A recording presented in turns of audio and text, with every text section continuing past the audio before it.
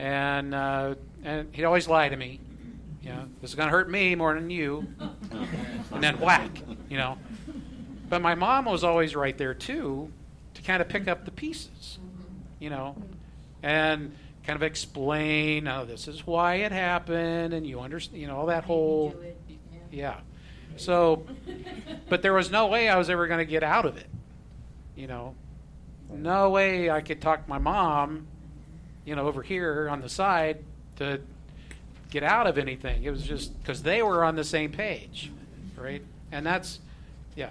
Regarding I know you didn't remember offhand the statistic for kids that end up in jail who are fatherless. I just looked it up, and the research is from 2012. Okay. And it's not regarding jail, but it says 71% of high school dropouts are fatherless. Right. And then children of single-parent homes are more than twice as likely to commit suicide. And that is pulled from, it looks like 2003. Yeah. Study that was done. So it's a lot of the problems in society today are because the fathers have been taken out. They've been minimized, totally disregarded. They've been disrespected, and just so much films, TV, and all that kind of stuff have just. Yeah, I saw a commercial one time where the father was actually the back end of a horse. Well, there are deadbeat dads, though. Well, sure. Little percentage that there is. Well, yeah. Well, yeah, obviously, we're talking about this is what we're supposed to be. Not everybody is, of course. This is what we're supposed to shoot for. This is the goal. I know that not in every state, but some states recognize what they call corporal punishment. Here in Arizona, they do. In my hometown, in Kansas, they do. And how they describe that is that you give them a swat on the fatty part of the buttocks and don't leave a mark. Mm-hmm. And so it's not that they don't permit that corporal punishment, but you cannot step over the line of abuse, and that's the key. Yeah, and I mean it's that's a tough line to how hard do you hit, Exactly. right? But we get into all that later. Again, the duties, Proverbs 4:1. Hear ye children the instruction of a father, and attend to know understanding. God puts a lot of responsibility on the fathers. He's not just saying parents here. He's not saying moms or mothers. He's saying fathers. When the father is doing what he's supposed to do, that prophet, priest, and king, and he's doing the guide, guard, and govern, that's his responsibilities. Then the family is better, more successful in doing what God wants them to do, because the father is following God. Proverbs 5:7, hear me now, therefore, O ye children, and depart not from the words of my mouth. So, Proverbs is all about the wisdom, right? And when we understand and we exercise what the word says, we become wise. So, it's know the word and get understanding, and then the wisdom follows that.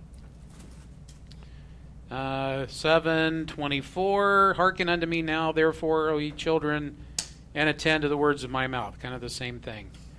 And Proverbs 8:32 is very, very similar. Therefore, hearken unto me, ye children, for blessed are they that keep my ways. Okay? So it's important for the parents to teach their kids what the Word of God says, but the parents need to be the good example, because the kids are going to do what you do. Right. And one of the last things here is about the legacy. So we have the blessings of being a parent, the duties that parents are supposed to do, and then the legacy that is left behind when we do these things. And the first one is Matthew 25:21, which, just kind of make it short, is, well done, good and faithful servant. All right? The legacy is, that's what you're going to hear. Right? And Because when you are in front of him, he will ask you, what did you do with that family I gave you? right. Proverbs 27, the just man walks in his integrity, his children are blessed after him. So when we as parents do a good job in the parenting and in the marriage, our children are blessed, and then we're blessed because they do what they're supposed to do. So it's a generational thing there. Proverbs 13:22, a good man leaves an inheritance to his children's children, and the wealth of the sinner is laid up for the just.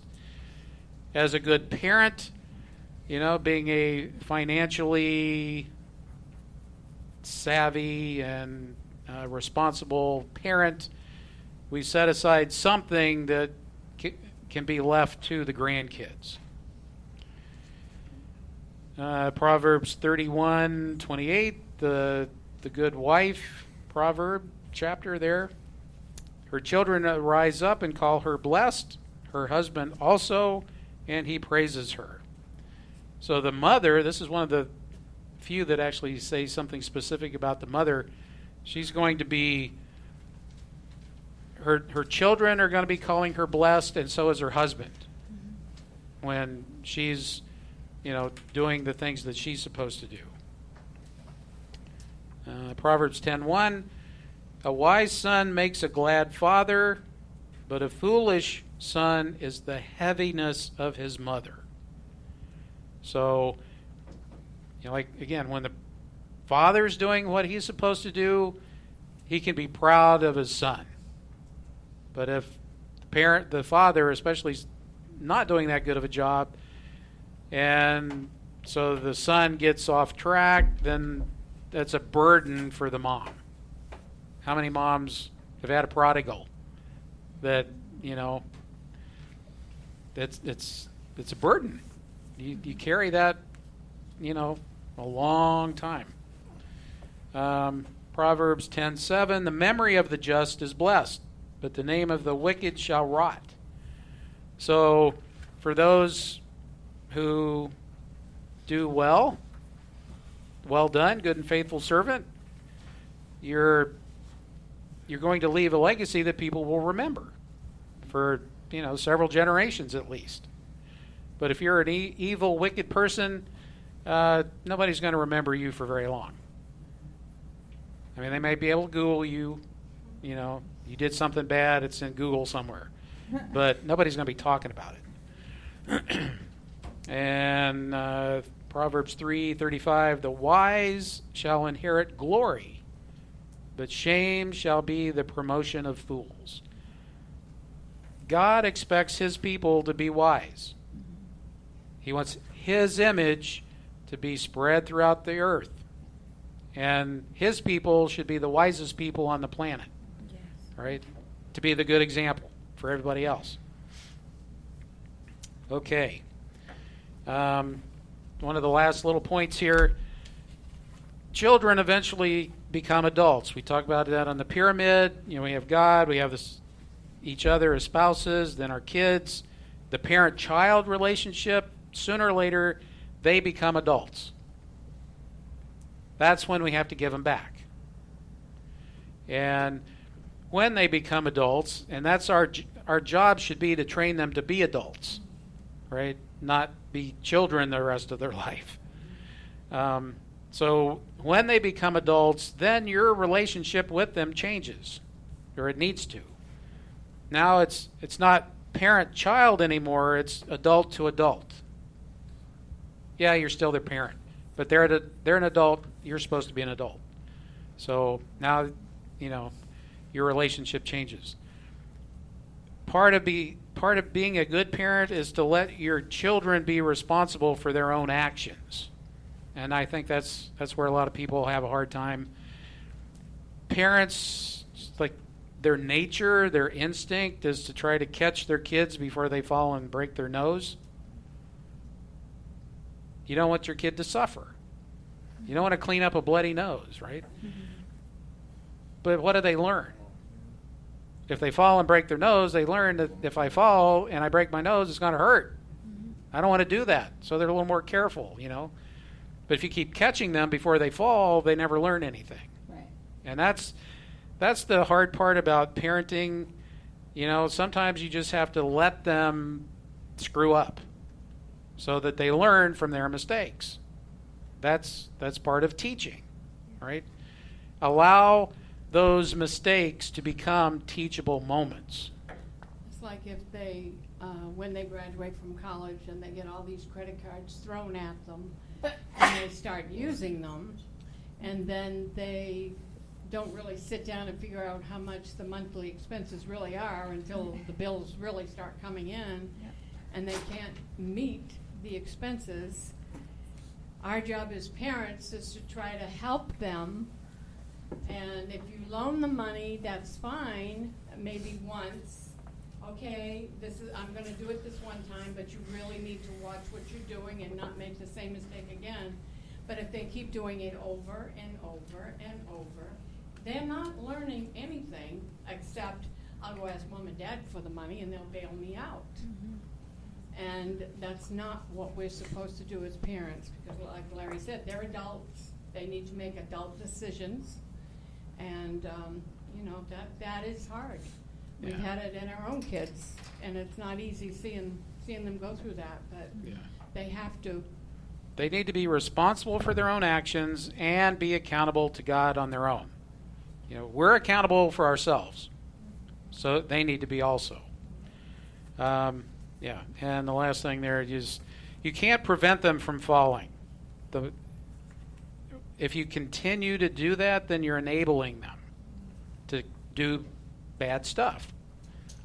Again, the role of a parent, the duties, is to train them up in the way they should go. And if you don't let them fall and make a mistake and then learn from that mistake, you're not doing what you're supposed to do up here. So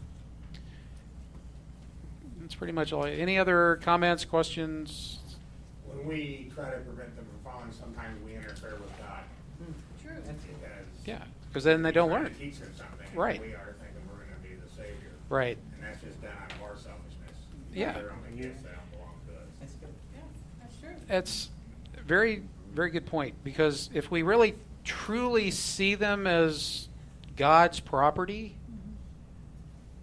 we're less likely to try to prevent them from learning, right? If they're our property, we want to protect our property, and we end up enabling our property to make a lot of mistakes without learning any consequences. God lets us suffer the consequences of our decisions so that we don't keep doing it, right? And I just wanted to add to one more comment. I think we've shared it in this class, but on different chapters. But regarding the 12-year-old being under 12, being easier to blend in than the older ones. What we suggest when there is a new blended family is to come together as a family, and the husband and the wife sit down prior to that meeting, figure out what the rules are going to be, what the guidelines are going to be in the home, and then what the consequences are going to be for those kids if they break those rules. And we suggest that you sit down and write them up, and especially to the ones over 12, get them to sign it, so they can't come back when they're doing something wrong and they can't say, well, I didn't know that was a rule. Well, yeah, they did, because it was right there in black and white. They had the rule, and they'll pull that on you, believe me. But if they know that you both are in front of them and presenting it together, they know they can't go to, like in our instance, The other parent. Larry, Mom said I can't do this, or I can't do that. What do you say?